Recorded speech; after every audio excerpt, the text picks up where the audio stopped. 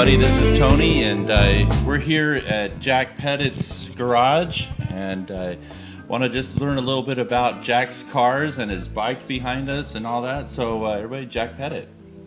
Well, I think I get most of my enthusiasm for these hot rods and stuff, the bikes and everything, from my dad. The Magnum here, the Dodge, is my dad's car. He passed away a few years ago, and him and I used to work on hot rods. He helped me build my first car, and I've been at it ever since, like most guys. First car I kind of customized actually was an '81 Chevy van, but I've gotten rid of it since. But then I did the Pontiac a few years ago, and the Nova actually is my daughter's first car, and I built it for her, and I built my son a 67 Camaro. Both of the cars are gone now, except for the Nova, but I brought it back from her, and then I got my hands on it, and I kind of nuked it, so to speak. I got everything done on that thing. It's a pretty badass little car. So. Yeah. Yeah, and so, I mean, I've known you for several years now, Jack, and it's neat to hear about how your father passed this down to you, kind of thing. And the Magnum is a great piece, him being and also I like the tribute of being a Pearl Harbor survivor for your father. That's neat. He was a hell of a guy. I wish some of the guys could have met him, but. So, now, the Pontiac, everybody sees it all the time. I mean, it's in a lot of magazines. It gets a lot of attention. It's a beautiful car, no doubt. Let me interrupt you real quick. Okay. My dad had one of these. Oh, yeah. He bought it from Mike Salton in Long Beach. And when I was looking for a car to build, I always remembered coming out of a restaurant. We'd go out for dinner on Friday, Saturday night, and they were standing around just gawking at it. So this is what I mean. I got this all kind of from my dad. And when I first got this, I didn't tell him I was getting one. He walks out the back door and goes, "What the hell is this thing?" So I said, "This is my new hot rod." So anyway, he really enjoyed it. He used to take my mom and dad out in it, and they got a kick out of it. We drove across country when I was a little kid on Route 66, just like that. Wow. And so that's kind of part of my heritage. Right. So that's going to be in the family, hopefully, for forever. Many years, I hope. Yeah. And that's those special times is what's really neat about all this. It's part of my my history and my family's history. And, my daughter will get that Nova back someday. And right. Maybe she'll give it to my granddaughter. We'll be here sometime in April, and I'll be driving her around in that someday. I'm sitting on my lap and stuff like my dad used to do to me. So, yeah. Now, everybody knows you of your car and the Nova as well. But what about the bike? How long have you had that? It's a 97 Heritage Softail. I bought it from one of the guys that I was in the Sultans with. Ron Price was his name. And he was trying to start up a new business. He needed the money. I got a pretty good deal. And anyway, Ron had him and I go way back. He was another character in my past. But anyway, it's pretty much the way I bought it from him. I put some pinstriping on it and club logo and stuff like that. Right. But it had the dual carburetors. Everything was like it is. Yeah. I didn't change it. It's a great bike. Just I get a lot of comments on it and stuff. Just fun to drive. Yeah. It runs really good. Well, appreciate the time in your garage here and seeing some of your beautiful cars, a nice little collection, and a nice spot too. Yeah, well, we've been having the club meetings here. Usually about 15, 16 guys show up, and I cook hamburgers and stuff. And it's working out real well. I put this patio cover on about a year ago, and it's coming in handy keeping the cars clean. Right. It's a lot of work keeping these things up. I keep them covered. And, that way it's a lot less work. I'm getting too old to. Good thing you're retired. Yeah, I know. Yeah, I don't know how I did it before I was retired. Well, here it is Sunday afternoon, and it's nice and quiet. So. Until life starts. Yeah. All right. Well, thanks again, Jack, for sharing. Thanks, man. All right.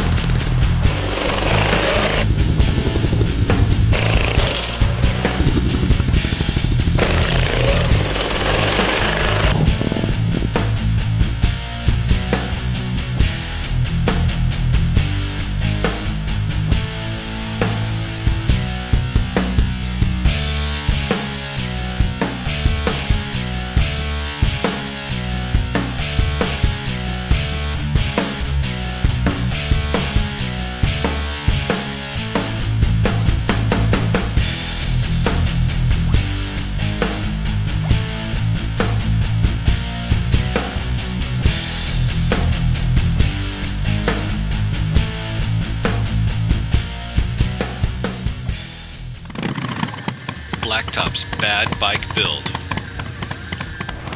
Their plan is to take a full-size Harley down to the frame, chop it, rebuild it, and then sell it to benefit the American Diabetes Association. Check it. All right, hey everybody, it's Tony. Billy with Blacktop Magazine. And so we're here in Canberra Speed Shop, and we're talking about the Bad Bike Build. Yes, we are. Right. We took some time off, but we're back at it. Right. And back at it with a vengeance, I might say, because if you see the bike behind us, it's got a whole different look. There it is. You know, it's longer, lower, and rigid. Yep.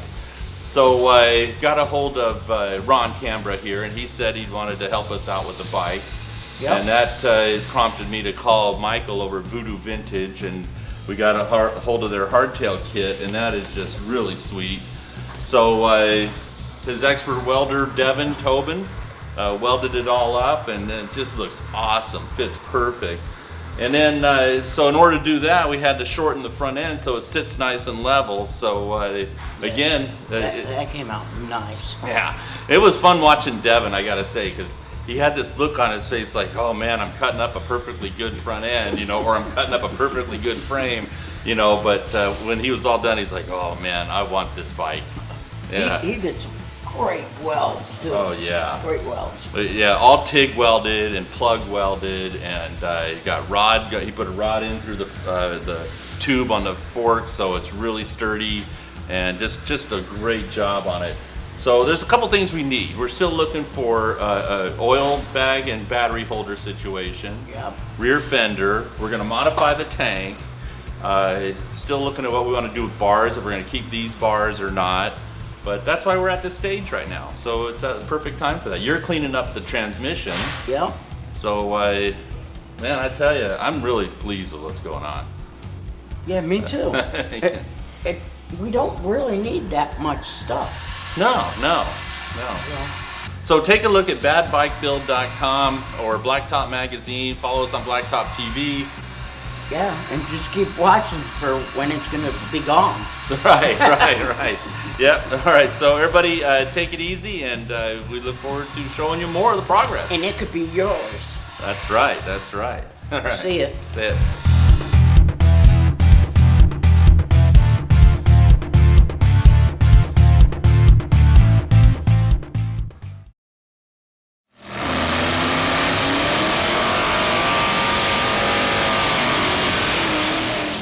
Hello everybody, this is Tony with Blacktop Magazine, and I'd like to introduce you to my nephew Marcus.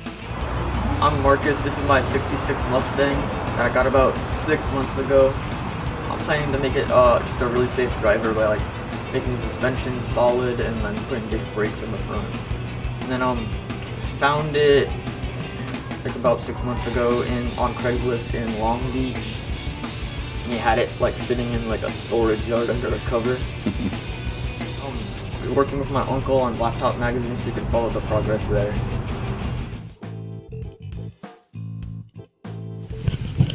All right. Hello everybody, this is Tony from Blacktop Magazine, and I'm here with my nephew Marcus. Say hi, Marcus. Hi. You mean hi, Marcus, so say. All right.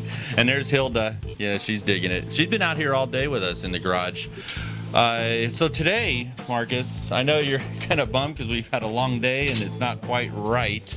What'd you think? We're going to come here today, put a rear end in, change out your old rear end, put this new one in, 8-inch with the 5 lug because you want to go to 5 lug. And you thought, hey, yeah, we'll come over here, spend a couple hours, swap it out.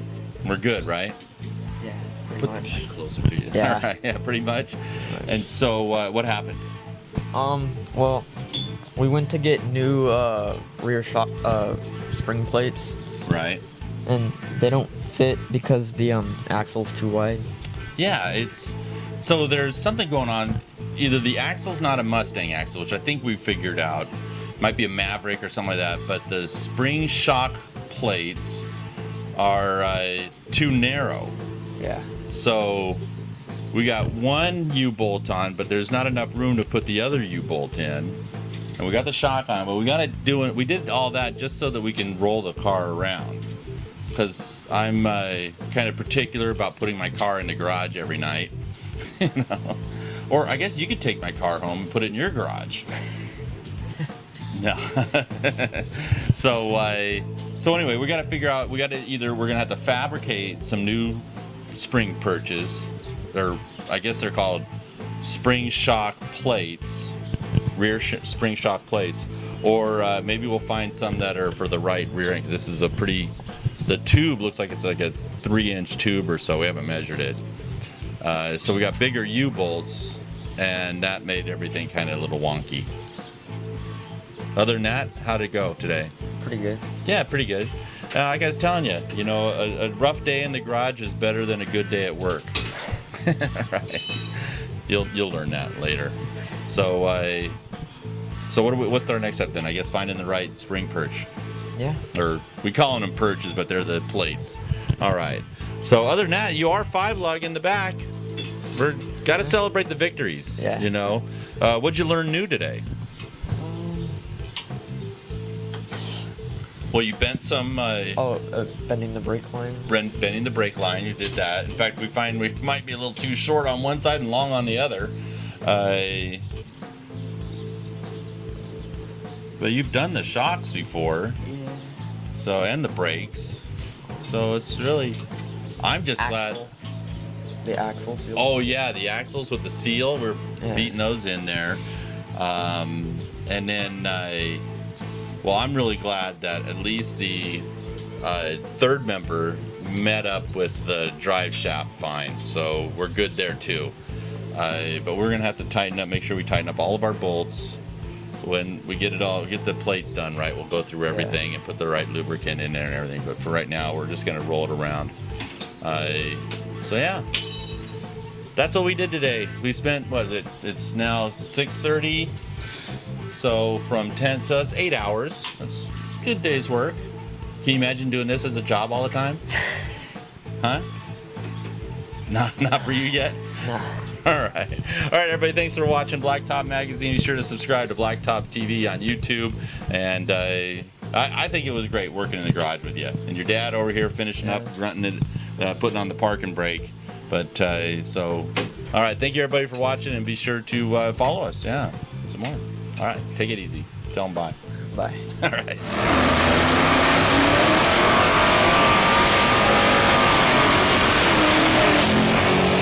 Hi, I'm Christy Moats. We're here at the SEMA Show with BlacktopTV.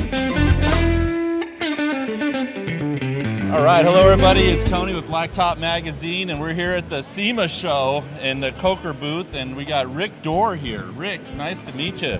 Nice to be met. All right, good to see you again. Shangri-La, beautiful car. Can you tell us a little bit about it? Yeah, sure. It was obviously French styling. That's my thing. The French coach builders, Salchek, Fagoni, Falaschi.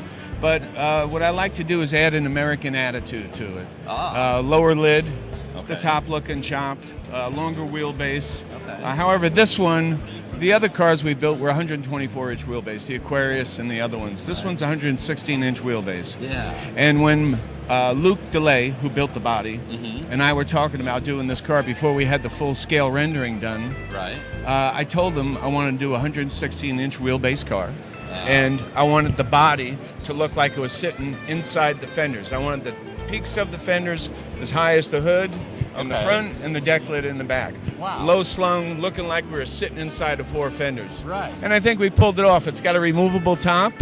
The chrome work came out great. It's just a nice car, and it's a great car to drive. I drove it for about a year and a half in bare aluminum, and then went to paint. Right on. Well, I saw you drive it up because I see Ron Canberra standing over here. I saw you drive it up into his shop, all bare aluminum. That's hey, Ron. right. Oh, there we go. Come on over here, everybody. This is Ron Canberra. I'm going to leave the mic with him, and you can call me over when you're done. Okay. But I'd like to hear you guys talk about finishing up the car. Yeah, all right. First, I want to say thanks to Rick for giving us the opportunity to do this car. It's such a great car and great foundation for us at Canberra Speed Shop and a place for us to start. Luke and Marcel family did a fantastic job on this car. The body was just incredible. Yeah.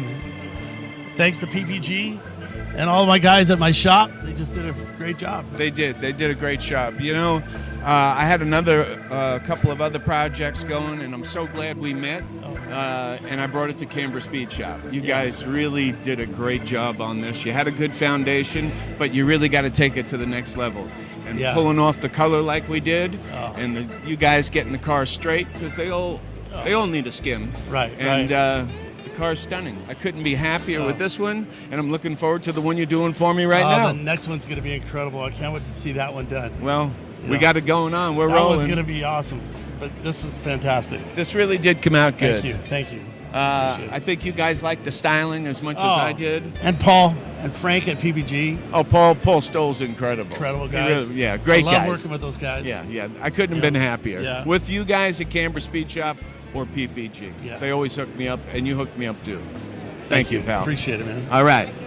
All right, you guys, that's awesome. So good to see you again, Ron, and thanks a lot, Rick. Appreciate it. No sweat. All right. Anytime. Okay. Wait till the next one. Oh, man, we can't wait. Oh, the next one's going to blow you away. I'm not kidding you. Right. I had two choices to take on two cars for Rick, and I wanted that car, and he gave it to me. That's right. It's going to blow you away. Oh, I can't wait to see it. Unbelievable. And the guys at the shop at Canberra Speed Shop are rocking on the car too. So it'll be done for January. Yeah. Okay. Oh, that's that secret one I couldn't see. You can't see it. Oh, man. Covered up. No pictures, no nothing. Hey, maybe we'll be able to get in there and see it sometime soon. But Rick, I'm sure it's gonna be a great one. All right, pal. All right, great. Cool. All right, everybody, take it easy here from the SEMA Show. Thank you. Hi, I'm Pinky Swear, and you're watching Blacktop TV.